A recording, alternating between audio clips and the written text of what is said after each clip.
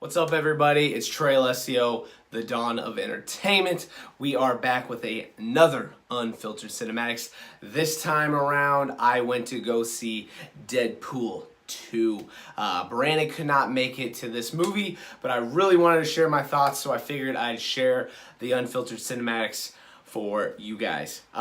Lot going on in this movie. I really enjoyed it. I'm a big Deadpool guy. I think Ryan Reynolds is the perfect Deadpool. The dude could say anything and I'm gonna fucking laugh because it's so sarcastic. He could say literally anything. He could say, "Do you like fish sticks? Do you like fish sticks in your mouth? You're a gay fish." Anything. The dude is hilarious. He's perfect for this role. A lot going on in this movie, so I'll break down a little bit of the plot. Spoiler alert, you know how we do on Unfiltered Cinematics. But first and foremost, so this is, you're led to believe that it's Deadpool versus Cable. And Cable's the villain. You're led to believe in the trailers that Deadpool teams up with Domino and the rest of the X-Force. You get the snippet of the Peter dude who's a normal guy and he wants in, and Deadpool goes, "You're in." They're trying to get an X-Force and they're trying to team up to beat what you're led to believe as Cable. Later on, we find out the mystery villain. Who do you think? It's a big one. It is Juggernaut. Juggernaut is a big X-Men character. He is Charles Xavier's brother, I believe. That's why he wears the helmet. He's a big fucking dude who just tears shit up. But they threw him in this movie. They kept that under wraps. I thought that was cool. So basically what happens, the plot line is... there's this kid, he has fire hands. I cannot think of his name off the top of my head. Sorry about that. But he is a kind of that teenager who is rebellious, and he is on the wrong path, and he is trying to kill people, and the X-Men, Deadpool joins the X-Men, and they kind of go and try and save this kid with the Fire Fist, and that might be his fucking name, Fire Fist. Don't quote me on that. But they try and go save this dude, and the kind of cops around put these little straps on them that make it so their powers deactivate. They put one around the Fire Fist kid and Deadpool because the Deadpool guy tries to shoot some of what they think are the good guys, the people who are the mutant rehabilitators. So this kid and Deadpool go to like a mutant prison where they have them all on lockdown, and we don't know it's Juggernaut at this point, but there's this kind of mysterious big guy they keep in the icebox. And Fire Fist, he's trying to like be this dude who's like, what's the first rule of prison? You go up and you shank the biggest dude and make him your bitch. And they just get in this big brawl, and then that's when Cable comes in. He finds out that this Fire Fist kid is at this prison, and he wants to take him and basically kill him. We find out the reason that he wants to kill him is because Cable has time-traveling abilities, and in the future, after he makes this one initial kill, he goes in the future and gets all bloodthirsty, and he kills Cable's family. So Cable goes back in time, he wants to kill the kid and basically set off the chain of events where it would save Cable's family. And so Deadpool sees it as, it's a kid, I have to save him, and the part of the reason why he wants to save him, Vanessa, his girlfriend, dies in the very first fucking scene, basically, and they wanted to have a kid and a family, start a family, and they were naming off kid names, what the kids' names were going to be.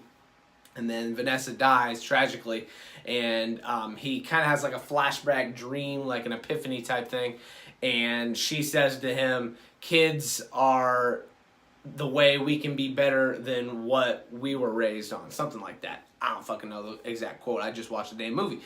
But, so that's kind of why Deadpool has the motives, because of Vanessa in the dream.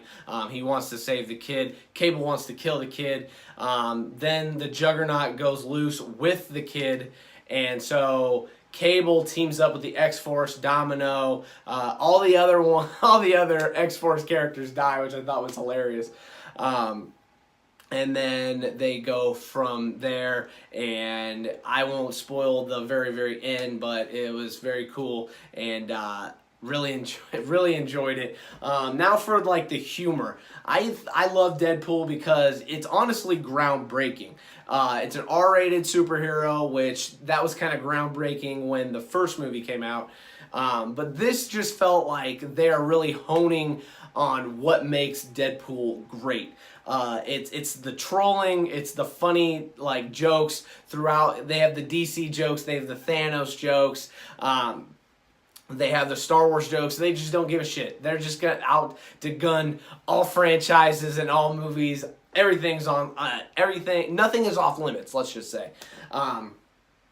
Just great humor. My favorite piece of humor probably came in the end credit, the second end credit, when so spoiler alert, the X-Force basically they win, and Deadpool kind of has to sacrifice himself, but then Cable uses his last charge of time traveling ability to go back, you know, a few fucking minutes and save Deadpool, because his family has already been saved, and he wants the chance to save kind of mankind, basically. And so they have the kind of side X-Men characters, Negasonic, Super Teen, whatever. She and the Yu-Gi-Oh girl, they fix the time travel ability where you can basically do it as much as you want. And so Deadpool goes back in time, and it's fucking hilarious. He goes back to the original Deadpool when he was in one of the Wolverine movies, where it was a terrible movie, and kills himself in that one. He goes back to where it's Ryan Reynolds reading the Green Lantern script, and Ryan Reynolds is saying to himself, "You finally made it, kid. You broke big on this one." Deadpool comes and kills him. Fucking hilarious, man. One of my other fun favorite jokes was when he looked to Josh Brolin, who's playing Cable, and says, "Shut the fuck up, Thanos," because obviously Josh Brolin played Thanos too. Just that kind of trolly type humor is what makes this movie great. The fourth wall breaks, just awesome. And then you have Deadpool like saying, "That's just lazy writing," just stupid shit where it's kind of breaking the rules. Another one that I thought was funny is when you're led to believe that Deadpool is going to die, and basically he's like, I gotta play this up. The Academy is watching. I thought that was fucking hilarious. It's just iconic Deadpool humor, and I loved it. I was here for it. They did a really good job, and there was just so much more packed in this movie than the first one. I'm gonna go out on a limb and say that Deadpool 2 is better than Deadpool 1, at least this initial reaction. It may change over time, that opinion, but right now, off the cuff, like, I don't know if the novelty effect is still working on me, but Deadpool 2 I think is a little bit better than Deadpool 1, just because they cram so much into it and they hone what made the first one great. So this one is just building. And speaking of building, we're probably going to get a lot more Deadpool. I think an X-Force movie has been confirmed.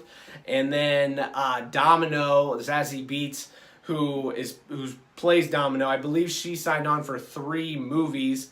And then we have Ryan Reynolds, who wants to do a Wolverine, Deadpool crossover movie. Just a lot in the works potentially. But really the concrete one that is next, I believe, is X-Force. Probably in the foreseeable future, we'll get a Deadpool 3. Nothing quite confirmed there. Who knows? but just a lot more that they can build on with this movie, and I think that's why it makes it really, really good. So for my ranking, I'm going to go kind of a solid square 8.5. Like, it's nothing that's like groundbreaking where it's like, oh my god, this movie just blew my fucking mind, but it was just hilarious.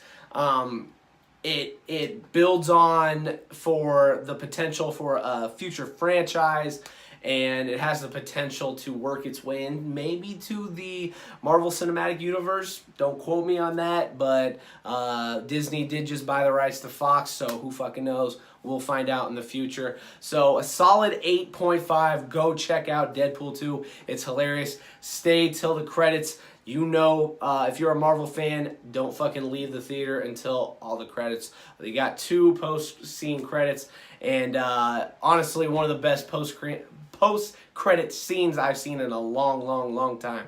So 8.5 from Trey Alessio, the Dawn of Entertainment. You've been watching Unfiltered Cinematics. Brandon Ogden will be back. Hopefully we can go see Solo, a Star Wars story together and break it down for you guys. This has been fun. Thank you for watching. Please subscribe to the YouTube channel, and we'll be back for more.